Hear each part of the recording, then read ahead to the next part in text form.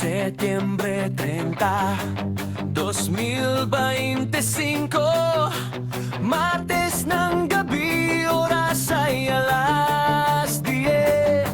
Sa Cebu ay niyanig ng lindol na kay lakas.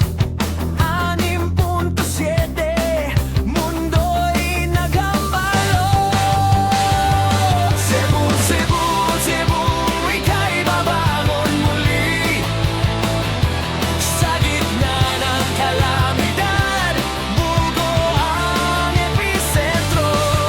Mga simbahan at gusali nawasak, ngunit ang puso ng Cebu hindi matitinag.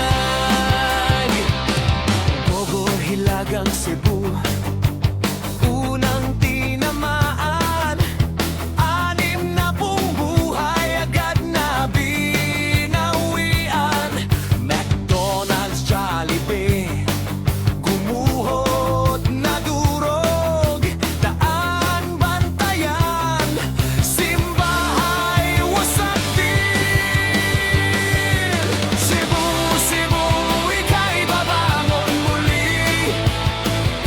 Sa gitna ng kalamidad, Bugo ang episentro.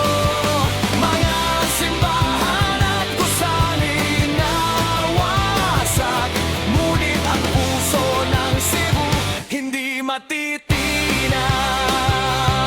Sa Cebu City, mga mall ay nasira. Takot at pangamba sa mata'y nakikita, ngunit ang pagkakaisa ating sandigan. Sa trahedyang ito, tayo'y magtutulungan. Ang Bogo ay episentro ng lindol, 6.9. Mas malakas na yanig doon naranasan. Mga tahanan nawaalan ng saysay.